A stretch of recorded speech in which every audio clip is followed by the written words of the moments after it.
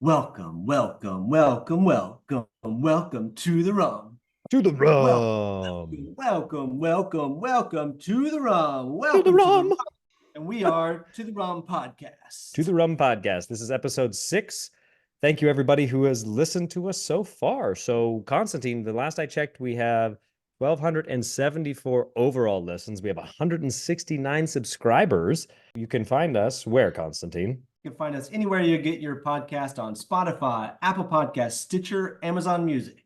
So please follow, like, and subscribe and continue to share. We appreciate your support, guys. Yeah, we really do. You guys make this podcast what it is. And I mean, Brian, we came from just drunk in Singapore. Let's do a podcast to 1,200 listeners and top 10% of podcasts globally, which blows my mind. Yeah.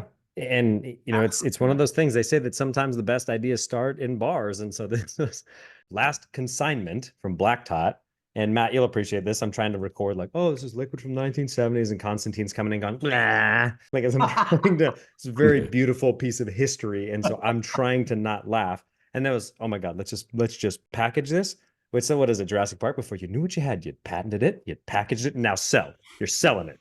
With the updates, Constantine, well, lightly because we have a mega guest today that we've got to get to. So let's see, updates from me. I was supposed to be in Guyana, but for everybody listening, if you have a passport that's expiring in less than 6 months, they will not let you leave. So unfortunately, I was not able to go. But the good news, though, is that I'm actually going to Puerto Rico for the Taste of Rum.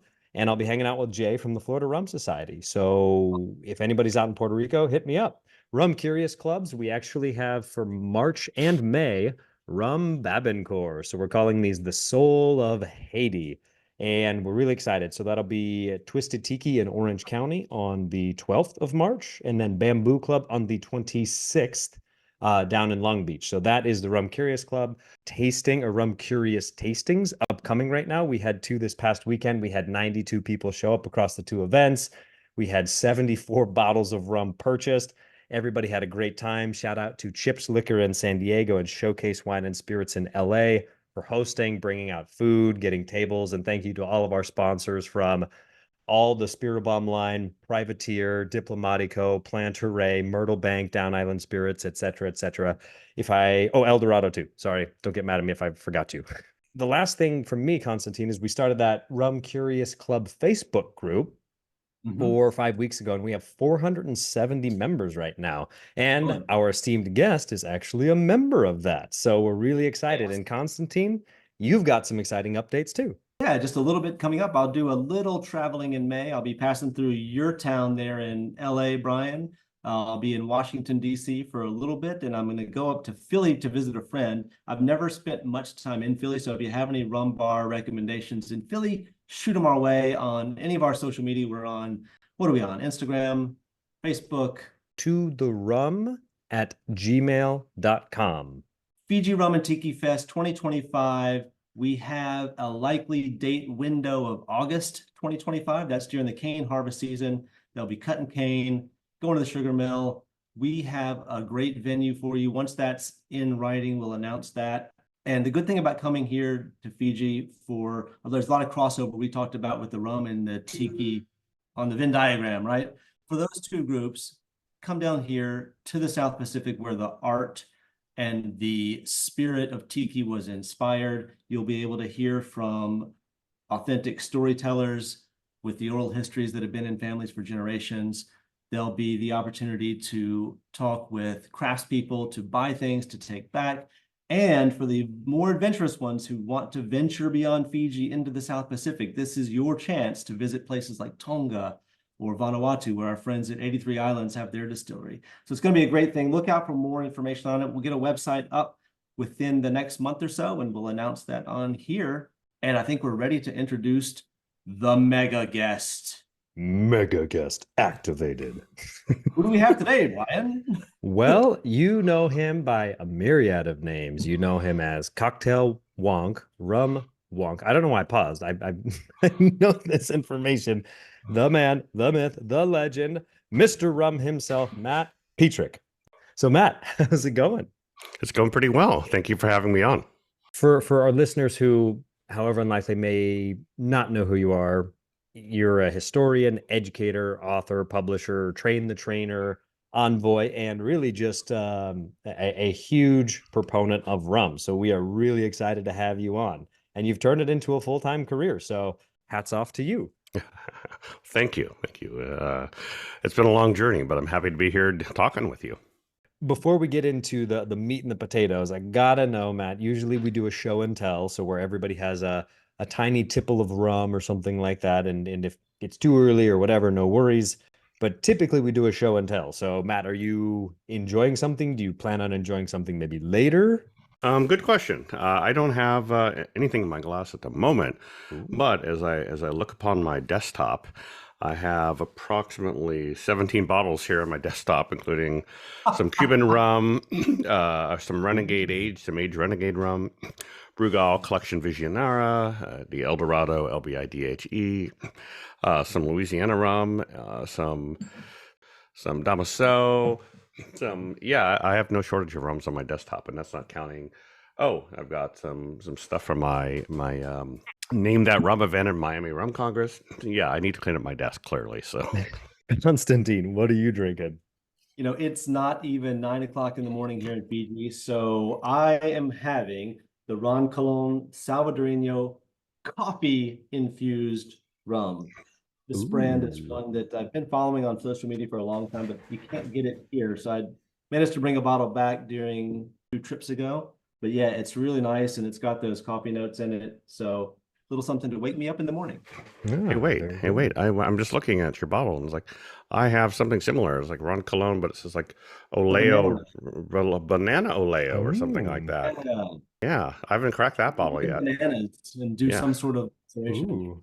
Yeah, this one was hiding behind my 24-inch monitor. So, So the rum's just coming out of the woodwork. I love it.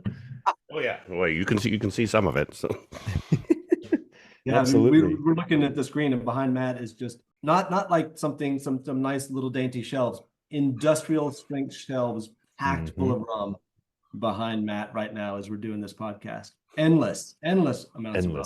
I hope you have a good system for tracking everything, because Matt, with my collection, some of these are, by quote unquote style, but I mean, even just going and starting and I haven't finished Modern Caribbean Rum just yet, but just trying to figure out, okay, how am I supposed to categorize these? And whenever I show photos of my collection, people are like, well, I hope you have that coded and categorized in the proper fashion. And I'm like, maybe, but I've got an ADHD brain. Do you have a system in place or is it for just all that? bottles? Yeah. Oh no, I mean I do actually. Essentially, I go by. I'm very hierarchical. I think you and I are both I'm a former tech person, but yeah, I think in terms of hierarchy. So basically, I don't want to say colonial classification, but British, French, Spanish from there by country. So, for example, Jamaica gets its own shelf.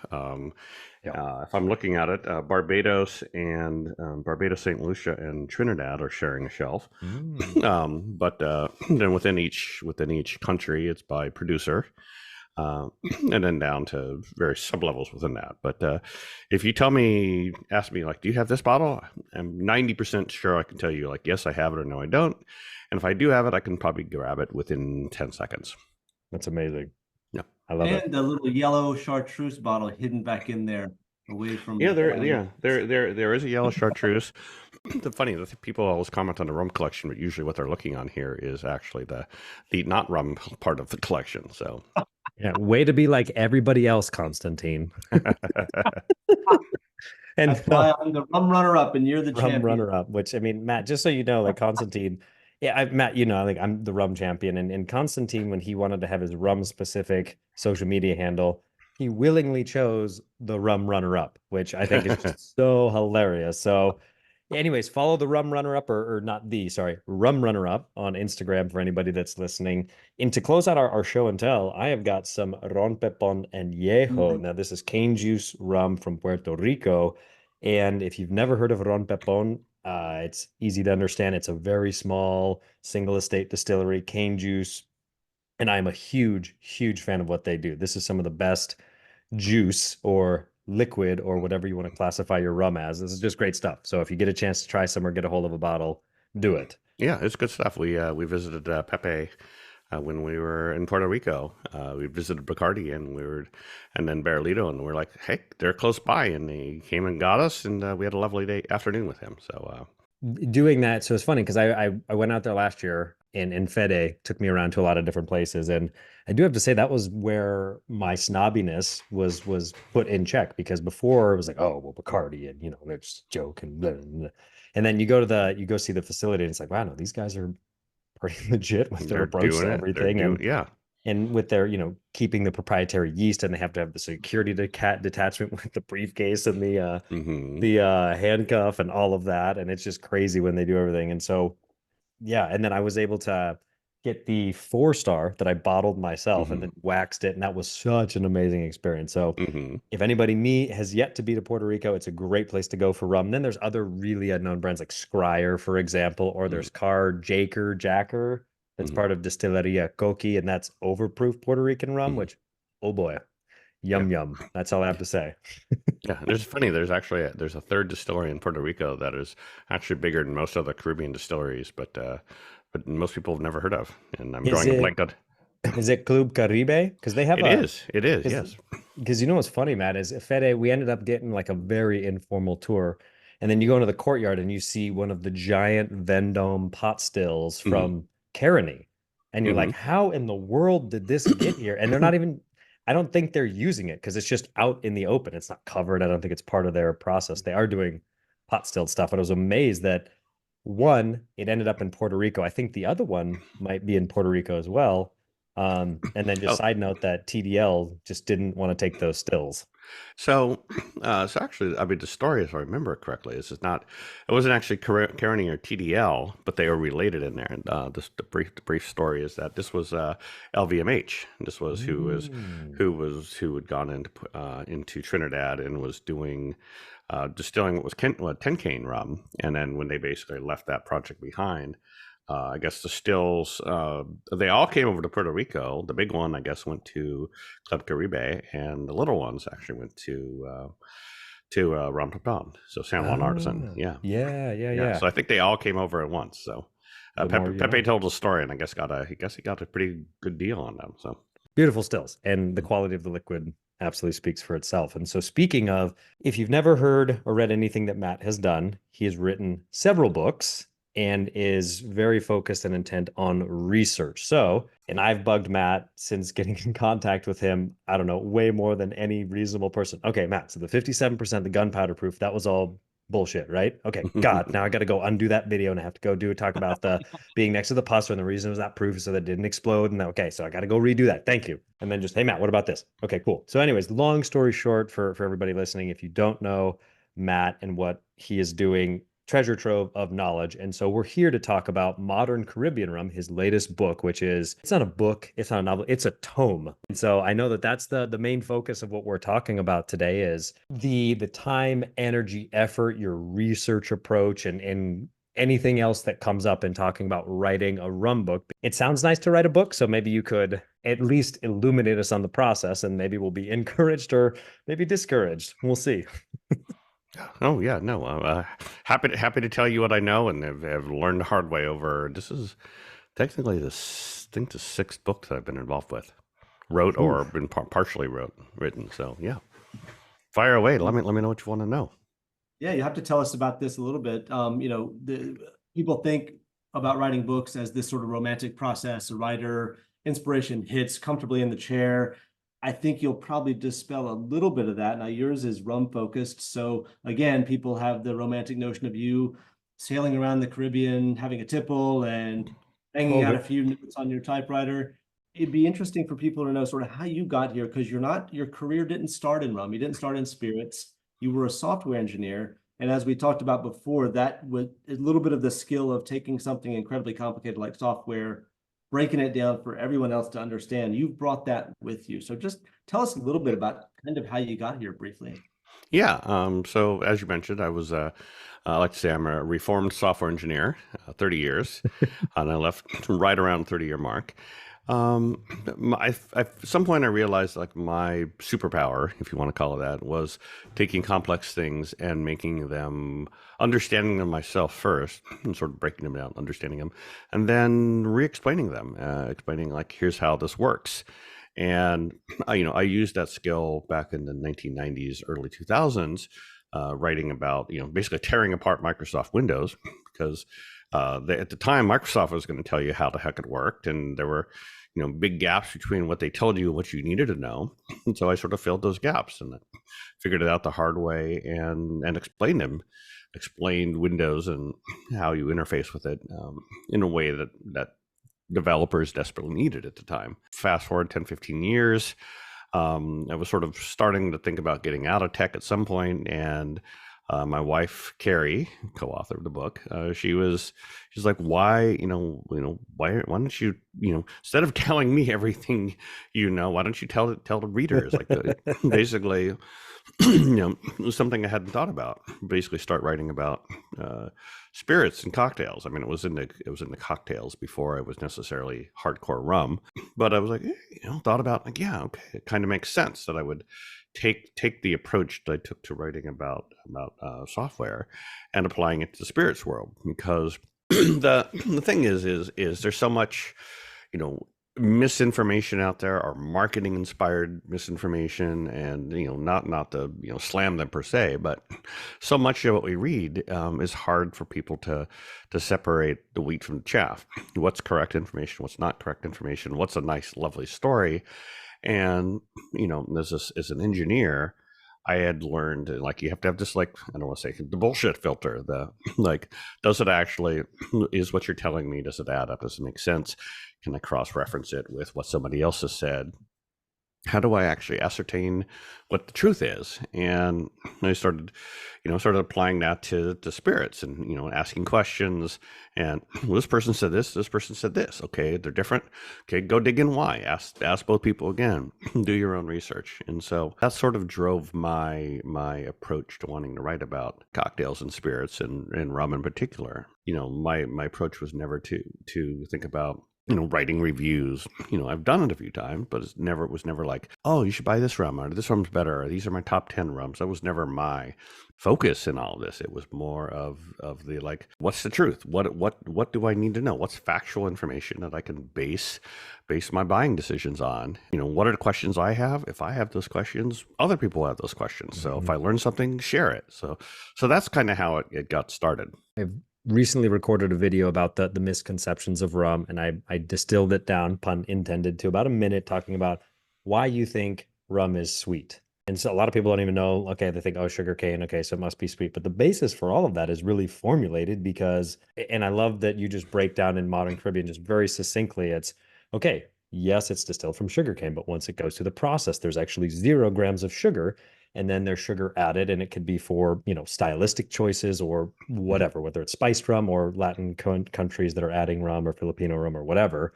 And then the other piece too is most people think about it spiced rum because, again, that's all most people in the US, and even talking to Pete Holland in the UK, like Dead Man's Fingers is the thing that people think about, which is just crazy. So just appreciate the approach, Matt, and really just shaping the perception and inspiring others to then share, whether it's you directly or folks that are me bugging you and doing it. So thank you. It's awesome. Yeah, you're welcome. What I would say is that my approach, it works for me, not for everybody. My approach is to, if somebody says something, like, okay, where do they get that information from? Is it correct? Can we verify that?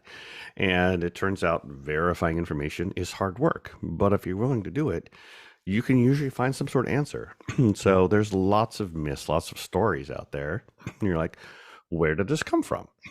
And so, for example, the thing about Navy rum and gunpowder, like, where did the story come from? Who was the first person to tell it? And and in that particular case, I've sort of started going back.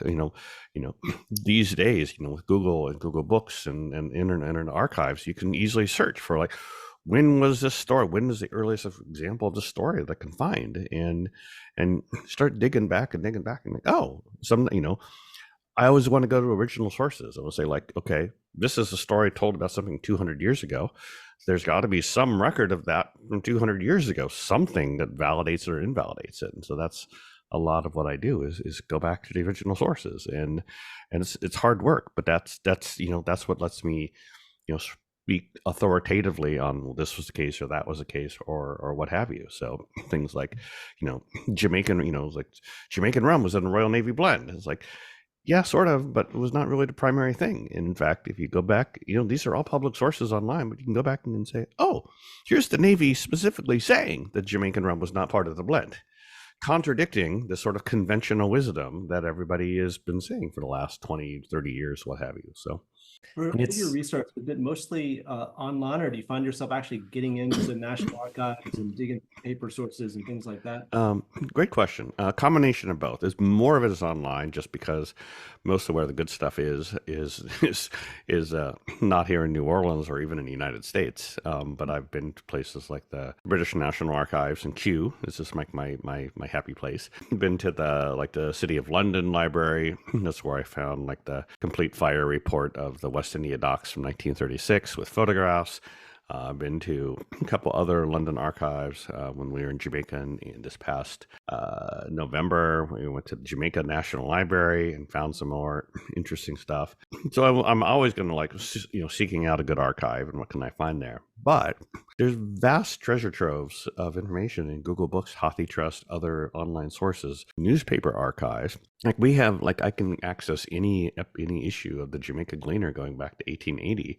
And Jamaica Gleaner is this gold mine of information about Jamaican rum as it was happening, and it's very detailed reporting on Jamaican rum industry, because Jamaican rum was central to Jamaica's economy.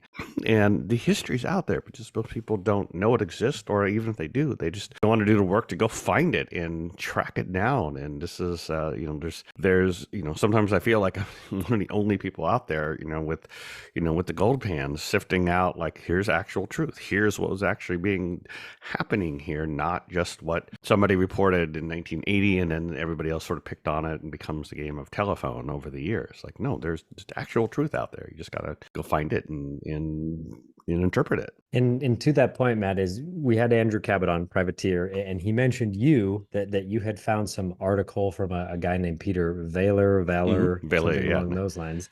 And it really did talk about the long lost history of, New England style rum. Mm-hmm. And so even with that, are you just looking through like old libraries? Because the gist of the article, for everybody that's listening, if you want to listen to it, Matt can send it to you on demand, any time of day, 24 hours. Not Mattbot.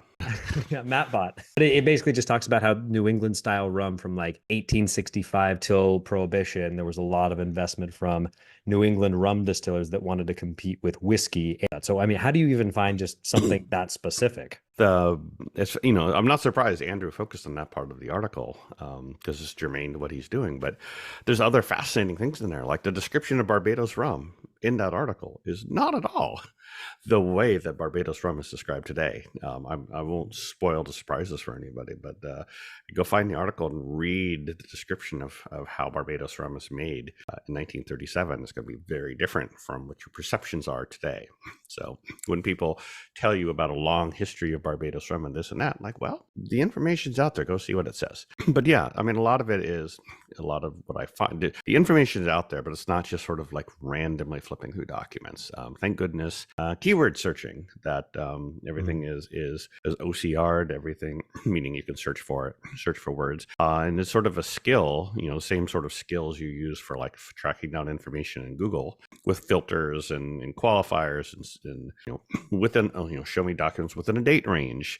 And just sort of learning what, you have a question you're trying to find out, and you're trying to answer, and then it's a matter of what are the right terms that are going to terms and filters that are going to give me the highest likelihood that the first set of documents returned are what I'm after. And at that point, yeah, then you start sort of looking through them. But I don't just like flip through thousands of documents every day. Like I usually have a very specific thing, like what was the first use of the term muck in Jamaican rum? It's like, and I go to each archives and I create custom queries for each archive is going to show me those documents first in those archives. So sort of using my tech skills. So besides documents, it's a much more limited resource, but people you've met along the way, people who guided you. Can you tell us about anybody who just sort of really influenced you or was helpful in some of the projects you've done? Yeah. I've been extremely fortunate that I have so many people who have sort of helped me along the way, provided sort of key information that triggered something. Sort of one example that comes to mind is, I don't know, 2014 or so. I was chatting with the gentleman who created Denizen Rum before it basically got sold. But to hodling, I think. But he was, it's like I'm a young blogger trying to write about anything, and he, got to sample anything, and he, hopped on a call and was talking about like, it was like, buy it from Amsterdam, this company, and like, oh, wait, back up here. He was like, oh, this company called E&A Shear, like, okay, this is interesting, and he's like, oh, it's a 250-year-old country, like. Okay, it was like a little tire screeching moment of like, I need to stop and go down that rabbit hole. So even though he hasn't played, sort of an enormous day-to-day influence over my sort of writing since then, it was that little like a little glimpse behind a curtain that then my desire to dig deep and get to the source of truth sort of took over.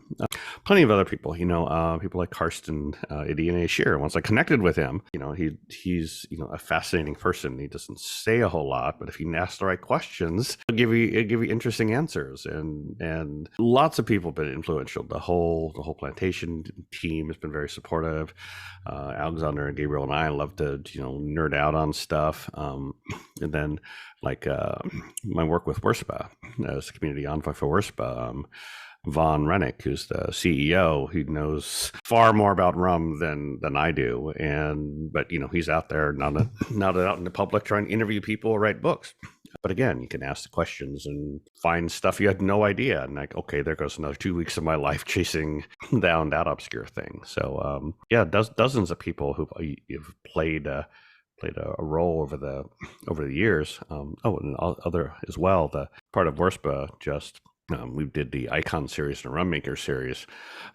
If you would have told me 10 years ago that I would be interviewing people like Joy Spence or Yusu Persaud, who was a company, who was basically built DDL, and Trudy Ann Branker and Evan Brown, who created National Rums of Jamaica. This week, I'm going to be interviewing one of the families that's owned Jay and Ray and Nephew since the 1920s, who basically built a New Yarmouth distillery into what it is. Like, I've just have phenomenal access to these people, and it's just my enthusiasm, my telling stories, and people see that and they're like, yeah, I'll talk to him. And so there's no one person or even a couple of people. It's been a community that's seen my enthusiasm, and sure, I'll help him. I'll share what I know, and I consider it my sort of purpose / duty to report that out to the rest of the world. Here's what I've learned. I'm not going to keep it all to myself. I'm going to report it out to you. So I love it. And one just quick rabbit hole question, Matt. So I've tried to explain this to people that, okay, so Ray and Nephew LTD owns Appleton. Obviously, Campari's involved, but Ray and Nephew owns Appleton, and Appleton owns the New Yarmouth distillery, and New Yarmouth is where they make Ray and Nephew rum. So is it, I'd imagine not exactly right. Okay. See, that's why I wanted to get the clarity, because I'm like, that circle kind of doesn't make sense. Yeah, and there's actually a company missing in there. So Campari bought butchered pronunciation. Campari bought Lascelles de Mercado. I think it was 2014. I think they bought Lascelles de Mercado. Lascelles de Mercado owns a variety of entities, including J. Ray and Nephew. J. Ray and Nephew owns not only the Appleton brand and associated brands, but it also owns the Appleton Estate Distillery as well as the New Yarmouth Distillery. Got it. And New Yarmouth happens to makes the most or nearly all of, or entirely makes all of the Ray and Nephew overproof. That's helpful. And I think like Charlie's is there too, which I'm really sad that you can't get Charlie's here in the US. Yeah, Charlie's is a column distilled from New Yarmouth, Plus, because it has to be from New Yarmouth, because Appleton doesn't have any operating column stills anymore. So it has to be from at least the column still has to be from New Yarmouth. But little birdies tell me that the high ester component may not be from New Yarmouth and may not be from Appleton. So I have many secrets. Not everything gets revealed. I have a particular set of skills. Mm-hmm. I don't know where you are, but I will give you the information you need. Yes, yes, exactly. I don't say everything I know all the time. No, and honestly too, Matt, another article that if anybody is interested in learning about Jamaican rum, the Jamaican marks across the 6 distillers and just being able to break down and see, fascinating, because I had no idea that each of these 6 distilleries had between 3 to 8 marks each. Right. And I will say that mark list was an enormous pain in the ass, but it's what I love to do. Is like, okay, clearly there's something missing here, and then I think some smart people like see me working at it, like documents appear in the middle of the night, type of thing, and like, where did this come from? Unknown source, but like it checks out, and sort of sticking with it, not making a list once and then abandoning it. Like the list has grown over time. And I would challenge people to go back and look at the original list versus what's now, and you'll see there's a substantial number of changes. And again, sometimes I talk with people and I learn little things like what the WK and NYEWK is, that's sort of the thrill for me is there's like, it's a puzzle. So much of what I do in history is a puzzle. And sometimes you get handed this new set of pieces, but the fun part is you don't know what the puzzle is of. You have to give it the pieces, and then you're trying to like finish the puzzle so you see what's actually was happening. So I see a movie here with you hanging out in some dark parking garage, and an envelope is tucked under your windshield wiper, deep throat, and then sort of the Watergate-esque kind of thing going on here with all the secrecy involved. That I wish it was that exciting. Oftentimes it's like you didn't get this from me, and I don't know where you got it from.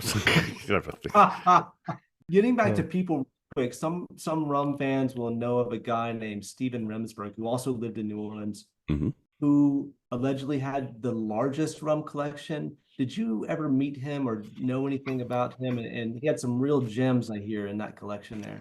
Yeah. So I have been to Steve Remsburg's house. Funnily enough, it was before we moved to New Orleans. We were here for Tales of the Cocktail, and it was the year Appleton was doing a big event here, and we were in town a few extra days, and I basically invited myself over, and he was like, sure, come on over. So yeah, we went over there. We drank some Jamaican rums primarily. Good time. Lovely gentleman. I actually wrote an article about it with pictures that was in Rum Porter, and I can't find it anymore online. I don't know if they took it down or what happened. Anyhow, I've written about the experience. There's actually some of the pictures I took are in Modern Caribbean Rum there, and but yeah, it was certainly not the largest rum collection in the world. I have the email from him where he's saying like it's not 12,000 bottles. Some magazine, I forget. I told them 1,200. They wrote it as 12,000, and now everybody thinks it's 12,000. Like 12,000 bottles is like a large liquor store, and it's not going to fit in my house. So 1,200 bottles. That collection was, it was a little swirl, a little kerfuffle about where it would go, but it ended up with Luca Gargano it's now in one of his warehouses in Genoa, I believe. I know some people who have seen some of the collection there, but it's my understanding is it's a not insignificant, but not the dominant part of Luca's collection. Yeah, and just one question that comes to mind, Matt, is I'd imagine it was part of an estate sale. I'm curious to know the legalities of it. Not that, oh God, that's illegal, but just knowing that, I'm in LA, you're in California. If I want to sell you, I don't know. I just yesterday or this weekend found a Hamilton 7-year St. Lucia pot still. And I can't be like, hey, Matt, if you want to buy this bottle from me. So I'm assuming that it was like when he passed away, it was like an estate sale transaction thing or something like that. Actually, no. If you, there's actually some stuff. If you go back and look at Cocktail Wonk from that 2016 or so, it was like planned. The plan was for it to go to plantation. Now Alexander, they had a big event with Stephen there, and Jeff Berry, and a bunch of people there, and I was there. And that's where that collector, the bottle's called The Collector, was given distributed at that event. And then, and I think my understanding is that, Stephen, this is just my understanding. I'm not speaking for the family or anything like that. But my understanding is while Stephen loved his rum, his family didn't want to deal with it, after he passed away or whatever. So he was like, let me do it. And so, the plan was originally to go to plantation, but then in the end, for whatever happened, in the end, I guess Luca was able to purchase it, and it all went to Luca. So the more you know. And that was at least 2 or 3 years, if not longer, before he passed away. And Matt, knowing that, because I've transitioned out of tech and I'm in the very early stages of rum being my full-time job. Sorry to left turn here. Just kind of, what's the biggest challenge that you've faced starting out, or that you continually face in how do you change passion into profitability, or at the very least covering like expenses? I'm all ears for the advice. Yeah, great question. What you got to learn is that rarely is there a straight line. You have to end up taking diversions. My original thinking was that when I quit my tech job, my goal was like, I'm going to write about rum and other things, and for punch or what have you. My thought was not, oh, you're going to become a publisher at some point. We have 4 books now, and 2 of them aren't by me. So it's sort of being open to what's out there. I thought, I initially thought I was going to be writing for various publications, maybe doing some freelance consulting, and I have done some of that, but it's certainly not enough. Those things by themselves yet are not enough to support me as it is. But fortunately, we came across the books did well. Oh, like we should publish for other people, and so on and so forth. So it was definitely not a straight path to that. The challenge early on was just getting anybody to pay attention to you, to pay attention to you, to give you the time of day, to give to trust you with information. And that's it's been 10 years for that. And I'm for all the successes I have and the people who appreciate what I'm doing, there's lots of people who have no idea what I'm doing. So you never reach the point where like, of course everybody knows what I'm doing and is happy to work with me. It's always an ongoing process. And it kind of feels like I can never remember the name of the character in Greek mythology where they're basically tasked with pushing a giant boulder up a hill, and then by the time they get to the hill, who is it, Constantine? Sisyphus. Am I saying that right? Sisyphus. All right, say that 10 times fast. Sassafras, Sisyphus. Yes. But it's really that's just kind of what it feels like for me. Of just, it's not tech money, right? Which is not a bad thing, because I absolutely love what I do.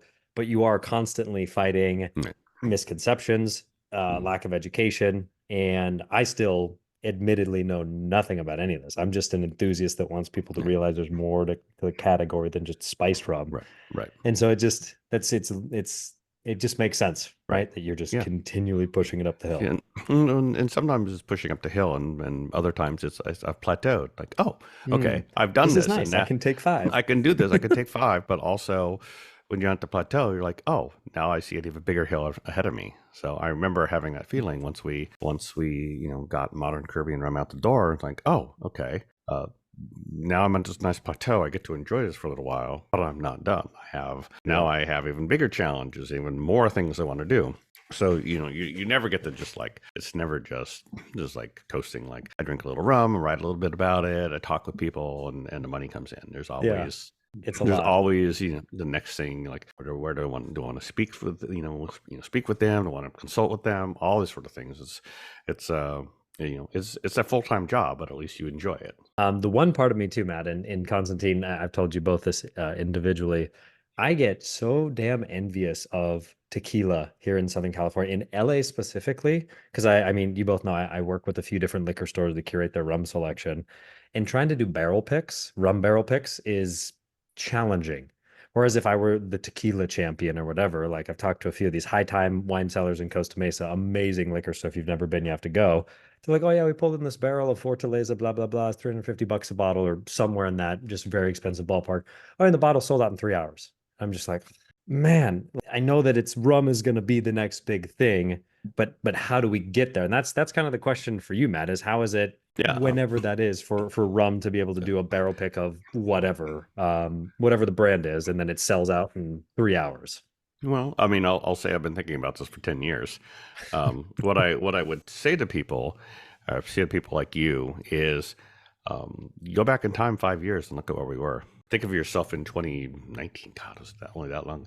Imagine yourself in 2019, and then imagine the world today. Like we got all these Holmes K marks and all these this and that and what have you, and you're like you can't imagine it. So it's sort of like exponential, but it's still going to take you a long time to get where you need it to be. It's another boulder that's being pushed up the hill. That's for damn sure. Going back to some of the history things we talked about in your deep dives into Royal Navy history, I was in the U.S. Navy for 27 years, and our Black Top Day, which wasn't called that, was way back in like 1914.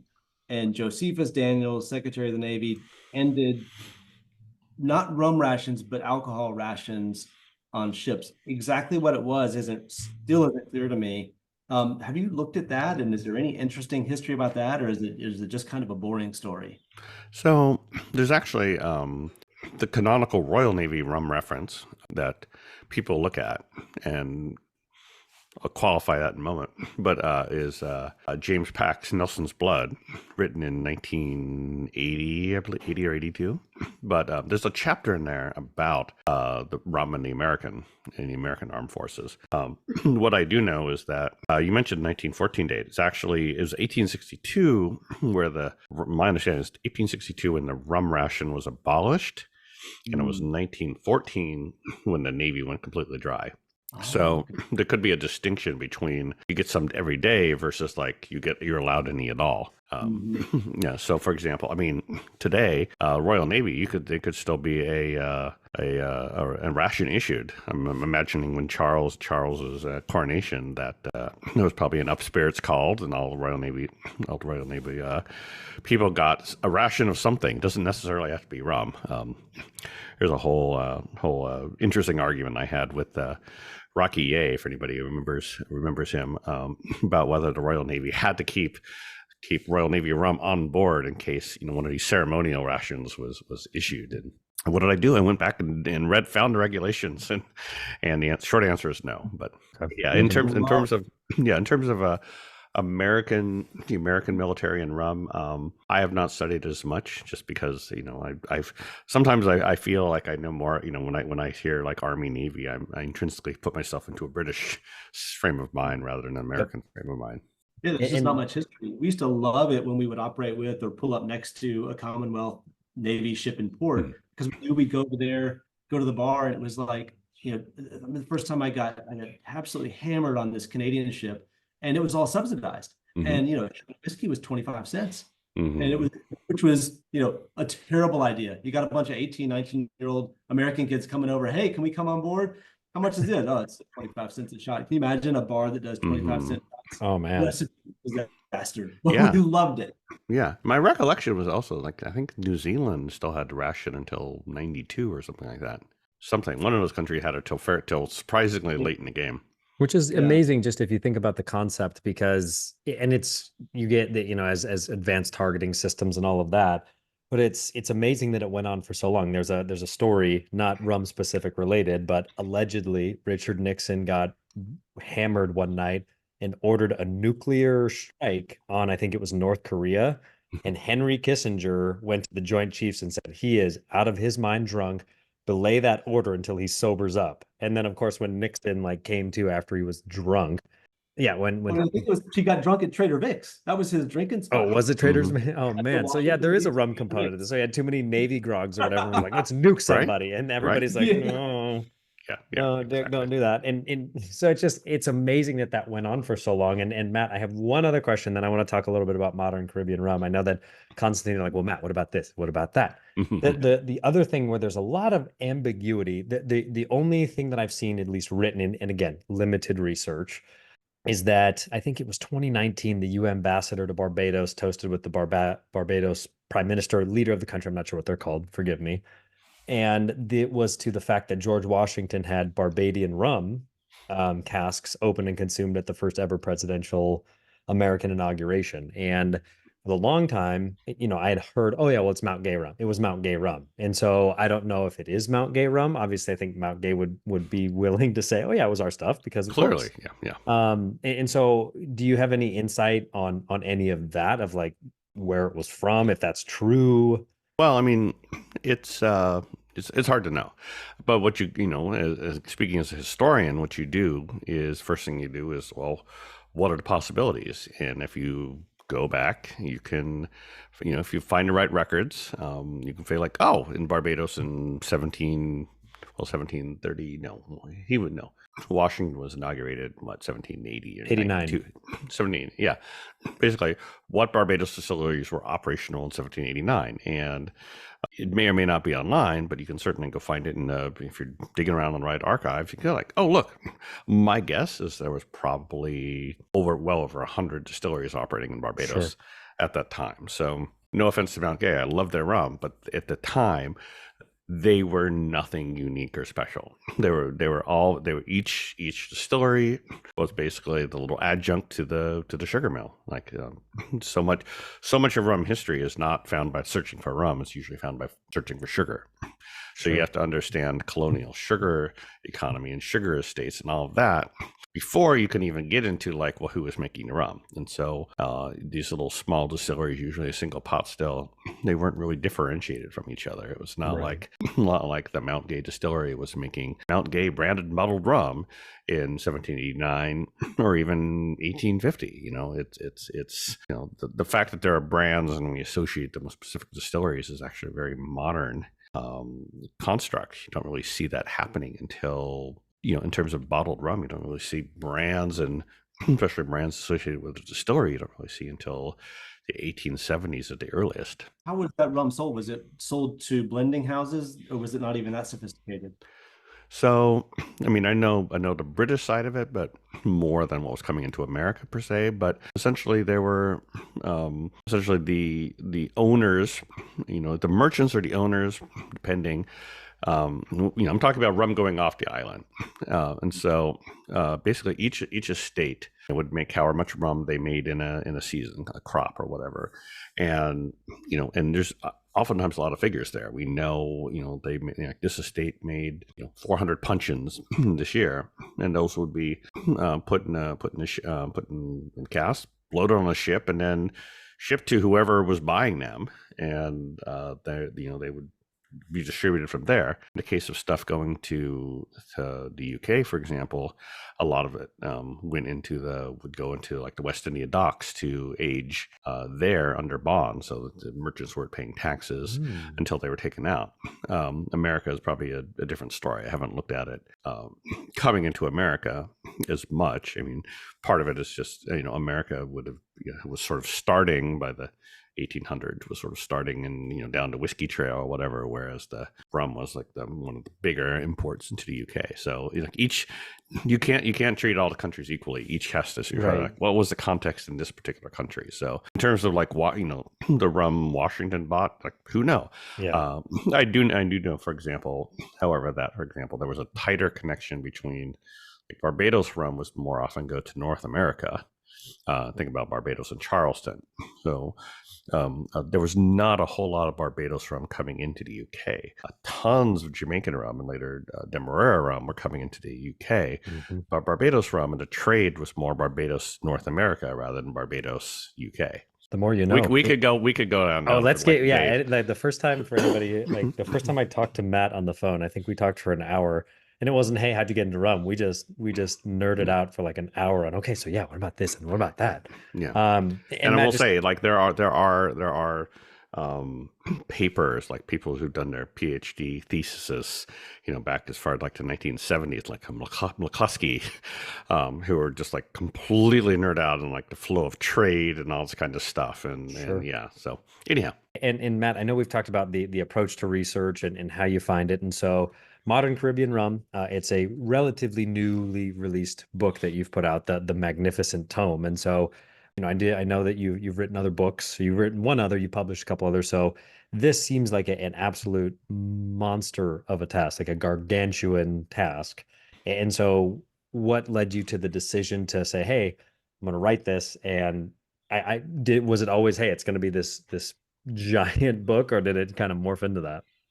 So I think the genesis of it was that I had come back from Jamaica. I'd somehow lucked into being asked to go with WORSPA actually to visit Jamaican distilleries in 2016, and we had gone to Barbados a couple of years earlier, and I was like, I love rum and want to write a book, and like surely I can visit a few more distilleries and write a book. And that was around the time that I was helping Fred Minnick. I'd sort of technically reviewed his Rum Curious book, and Fred was like, yeah, you should do your own book. And so I sort of put together an outline, and Fred helped me find an agent. We start shopping it around. Nobody would bite. Okay, fine. Nobody would bite. Kind of put it aside for a year or two. My son passed away, which led to a lot of life changes and retrospection. But all along, I knew what I wanted the book to be. I did not, the vision was not write an 850-page book, but I knew I knew it wanted to be an authoritative book, not only on how rum is made and the business of rum, but also, detailed looks at the individual producers. And so that was my vision. And if I look now back at my original outline from 2016, I'd say I nailed it pretty closely. I'm very happy that the original vision, won out in the end. But what happened is between 2016 and the pandemic was I learned a whole lot, and I learned a whole lot more about what I didn't know. The more I learned I didn't know, the more it's like, oh, okay, I've got to add this in. Opportunities come along. My work with WORSPA let me visit more distilleries, and more distilleries than I expected to, like out of the blue opportunities to come to Cuba. All those sort of things, like they were all like, oh, it was like the great gathering of more sources. And so when we moved to New Orleans in 2020, and my wife started her grad program, I was like, okay, now I'm not employed in tech anymore. I have time, and let's crank this out. And pandemic hit, even more free time. But I basically was just like filling out the outline as like this chapter, here's a chapter, write them.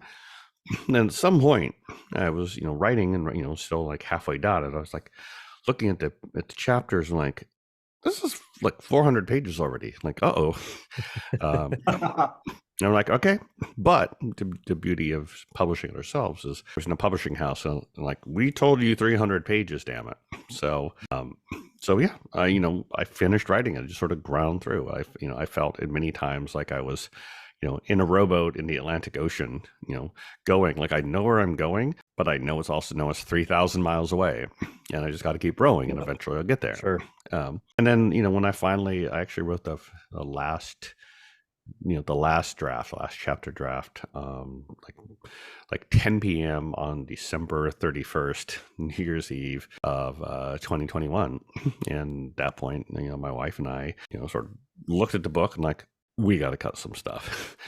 So there's like a director's cut edition out there somewhere that might be 950 pages or something, but we cut some stuff, trimmed some photos down. But at the end of it, we're like, can we really publish 850 pages? Like, why the hell not? Nobody else will let us do it. And it's all, and it's like, it's just our money. We're putting that money at risk. Like, we're spending a lot of money to print this. But we believe that the rum enthusiasts, the rum geeks out there will buy it, that they'll enjoy it, and they've proven me very correct. And I'm very happy that so many people have enjoyed it. Just quick stats: how many pages? How many countries? How many distilleries? Okay, so there's 850 pages. There are 850 pages. There are 38 chapters. There are 20 rum producing regions, and depending on you count, 75 different distilleries with detailed overviews. That's your one-stop shop for Caribbean rum. Yeah, that's what you call thorough. Yeah, and people are like, well, why didn't you include cachaça? Why didn't you do American rum? Like, you want a 3,000-page book? It's 850 pages. I tell people there's a reason that the second word of the title, Caribbean, is in there for a reason. It's not because I love Caribbean rum more than say North American rum or Southeast Asian rum. It's that it's a scoping mechanism. Mm-hmm. Like I have to do only the Caribbean, or I will never finish this. Yeah, and I mean, totally understand, and you can get really off into the weeds. And I'm sure Matt, with whatever research you've done on Arak and Mm, Batavia Arak, that's a mhm, whole nother book in the history of just mhm, being one of the first distilled spirits ever with sugarcane, and having to mhm, do all the research into that, and then leading into mhm, Batavia Arak, and then it coming to the New World where it was first Aguardiente, then Cachaça, and then became Aguardiente again up in like Colombia and the Spanish Main and all that. So it's when I try to tell people, oh, so like, yeah, you're a rum person. So that's like Captain Morgan, right? Again, nothing against that brand or mhm, anything, but it's like there's a whole 6,000 years of history here that mhm, it touches every single continent minus Antarctica because you know, mhm. and it's just it's crazy. So I guess, is there any plans to do a history of American rum, Mexican rum, or rest of world? But I'm sure that would be a few different volumes. Not currently. What I will say is certainly the rum book may at some point, certainly not imminent.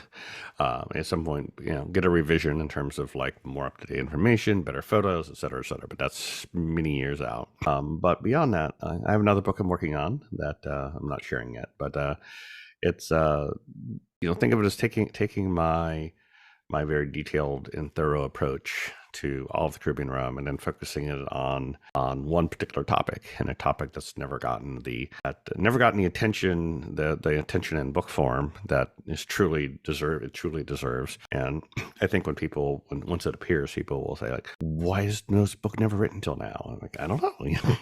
It's so I have another book that's sort of in that sort of ending of the research, starting of the writing phase. So it's not appearing imminently though, but I know what I want to be, and I'm incredibly excited about it. So there's at least 2 or 3 other books I want to write as well. So I don't have to keep mining the same material over and over again. There's some mystery there for what's coming next. Yeah. Oh yeah. I mean, and it's cool. And that a lot of the things I've learned from writing Modern Caribbean Rum, learned the hard way. I'm like, okay, not making that mistake this time. And so I have a notebook from hell that a few people I've shown it to. They're like, oh, like this. So yeah. And then my question, because I asked this to Shannon after she finished her book, would you recommend other people write books, knowing what you know, and going through the ups and the downs and what I'm assuming is the feelings of insanity? Yeah. I mean, as a publisher, I would say absolutely yes. As a writer, I would say if you haven't done articles yet, start with that. See if you like that, because it's really easy to have a great idea, but it's the writing is more about the discipline. Lots of people start it. Lots of people have a great outline. Lots of people write 3 chapters, and then it's hard to keep going. Life happens, and it's a matter of, if you truly believe and you can have discipline, then yes, you should. You have to put some boundaries on yourself. I had to stop paying as much attention to social media, among other things. It also helped that I didn't have to be at work, for somebody else to make this happen. I would say there's certainly opportunities in passion projects where you've sort of done a lot of the work already. The great example being Polynesiacs, which is our 3rd book by Tiki Tom. And Tom didn't set out to write a book. Tom set out, as far as I know, to like go visit home tiki bars and photograph them and write stories for his website. But then after he had done, like, I thought I'd visit, he said, I'll visit like 10 or 12. Like, no, ended up visiting like 75. I'm like, great. And it's like, okay. And, we work with him, and he, crafted, here's an overarching vision for what it is, and all of those little pieces became part of the book, but he also still had to write, the interstitial parts, the overarching stories and the section intros and all that kind of stuff. So it was still work on his part, but, it wasn't like sitting down. Like, I'm writing, my job is now to write 400 pages, and working with a couple authors who have similar ideas. And so, it really depends on the situation. But it's a discipline thing. And for me, I said Modern Caribbean Rum was my 5th or 6th book, depending on how you count. So I remember, it's funny though, after the first 2 or 3 of like, never again, never doing this again. Now, having written Modern Caribbean Rum, I'm like, thank God I'm done with this. And now I have 3 more I want to write. So. Yeah, so once you catch the bug, which mine is currently okay, cool. Yeah, like oh man, like rum is so diverse and all these different rums they taste completely different and you have this conceptual that they're all kind of the same and then that's how you end up, at least with me, like 480 bottles. And I'm Yeah. like, oh, I can get this Yeah. one. Oh wow, like this Providence 2019 and ex Caroni guys. Oh my God, I gotta have it because like it's amazing stuff and I've got to get it. Yeah, and you should run with that. And I'll say, like, I was once like you, and I still have a stupid amount of rum, but it's sort of like you realize, it's over time, at least with rum collecting, you're like, oh, okay, I've seen this before. I've seen enough like this before. I'll try it. But you start looking for like what's truly interesting out there. What's something from a distillery I've never had before? Like, Yeah. Like, oh, look, another port cask. Okay. Oh yeah, exactly. No offense to Another port tequila. cask, but yeah, no offense to that. I love a good port cask, but yeah, you start looking like you start understanding like what's truly unique and really interesting versus like what's like a this edition is like, oh, it has a different label, I must have it type of thing. I certainly went through that phase where like plantation blah blah blah blah blah from Jerry's in London, I must have this type of thing. Like Right. it's okay, like and the more you do it, the more you're like, okay, I kind of understand what this is, and I don't necessarily. It's really hard to come across, something or like I have never experienced anything like this before. So Yeah. And I hope to get to that point sooner than later, Matt, because I mean it's getting silly. I mean, I was down in San Diego and I got a bottle of this Nason 2013, which started in cognac and then was finished in ex-bourbon. And I can't really think of too many other rums where it's completely inverted. So and it's delicious. Ed did a great job in picking that one. And now, so it's more of like, and then I get mad at Jay Cocarulo because they just did a Holmes Key pick where it was the Albion. Yeah, I bought a bottle. That was one of the ones. We're like, okay. But my criteria there, like, oh, okay, that's a mark that I've never had before. And I like what Eric's doing with Holmes Key, but also like, okay, I've never had this mark before. Okay, that's something I'll invest money in. But just because it's, whatever, version du jour and whatever cask finish, like, yeah, lovely. I don't necessarily need to have it. Yeah, no, that's fair. And speaking of, and imagine that a book could be written just on DDL right now, because with the acquisition of all the stills, Albion, excuse me, Iflot. I hope I'm saying that correctly. Iflot. Yes. All right. And then of course there's Unmore, Versailles, Port Morant, and everything else, and just it's insane. They should have me write a book, not in the card, but they should write history like, of I would Guyanese rum. Yeah. Yeah. I mean, if when you asked what I was working on, I'm like, if that's if imagine like a history of Guyanese rum and DDL or something like that would be like of equivalent scope to what I'm working on now. But no, it's not that. Yeah, with the versatility, it just shows that rum's so diverse just within the Iflot, Versailles, Port Morant, Unmore, and I'm sure the Albion too. So we'll have to do like maybe an Instagram live where we all get to try this together because I'm pretty excited. Do it. Yeah, I mean, what I would say there is just you describing it, and I was thinking to myself, if I would write this book, and so much about it that's not the rum. It's like rum is the thread that holds it together. But to write about that, you'd have to talk about like socialism in the Caribbean in the 1960s, like the story of how these all came to be, and like the decline of the Caribbean sugar industry, and factory consolidation, and workers' rights and nationalism, socialism, government takeovers, divestitures from the government. There's so much more to the story, and I touch on some of that in Modern Caribbean Rum. I didn't want to go wildly off the track there, but there's so much, in the story like that. There's so much that's not rum, but it's fascinating, and to sort of weave the different narratives together into something like, oh, I had no idea. This is so cool. And the more you dig, and that's just so what's very cool about what you do is I'm sure you find those all the time. Like, wow, I never knew. The more you know. Exactly. So, I'm going to tell you. I'll give you a really quick example. I came across in some the ED&F man ledgers, sales, rum purchase ledgers from the 1940s. I came across a name, and I'm drawing a blank on it right now. But I went and looked it up, and I'm like, oh, this guy was like a rum merchant in London, and somehow out of the blue, I got a message from some guy like, yeah, that guy was like my great grandfather, and he committed suicide in like the 1920s after the Shackleton expedition failed, because he bankrolled the Shackleton expedition. Oh. You're like, Wow. oh, that's so cool.